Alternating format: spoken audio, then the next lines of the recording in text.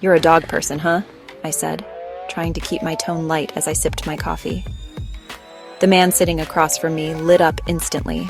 His eyes sparkled like I'd just unlocked a vault of stories about his golden retriever. He started talking about hikes, long walks, and how his dog Bailey had been his rock through tough times. I nodded, smiling faintly, but inside I was panicking. How could I even begin to explain? My chest tightened as memories flooded back, barking, chasing, my heart pounding as I ran from neighborhood dogs back in the Caribbean. My fear of dogs wasn't some cute little quirk. It was a full-blown phobia, rooted in years of growing up where dogs weren't pets.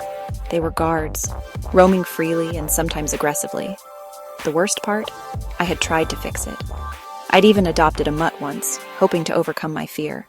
It didn't go as planned. It was supposed to be my breakthrough. I walked into the shelter, shaking but determined. I told the volunteer I wanted to adopt a dog to help me get over my fear.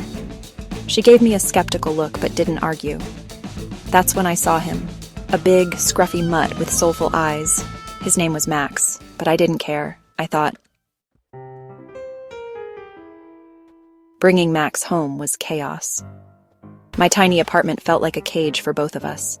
Max barked at every sound, chewed on everything in sight, and pulled me like a rag doll on walks. Every jump, every bark made my heart race.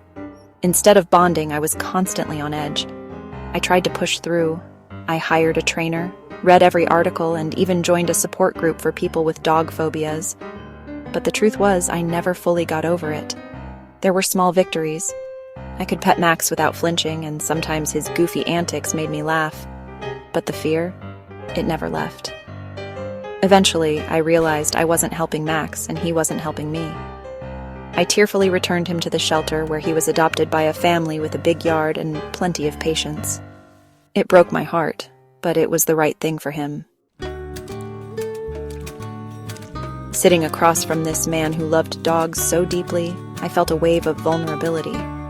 I wanted to be honest, but how do you explain a fear you can't shake, even after trying so hard? I need to tell you something. I have a fear of dogs. It's not just a little thing. I've had it since I was a kid. I even tried adopting one to get over it, but it didn't work out. I admire people who love dogs, and I've made some progress, but it's still a struggle for me. It's something I'm working on, but I want to be honest with you. I can't promise I'll ever be the kind of person who can roll around on the floor with a dog, but I can promise I'm willing to keep trying, if you're patient with me. I didn't know how he would respond, but I knew this conversation mattered. Love, fear, and vulnerability, they're all part of the same package when it comes to opening up to someone. I just hoped he'd see that my fear didn't make me less, but human. In that moment, I realized the same thing I'd learned from Max.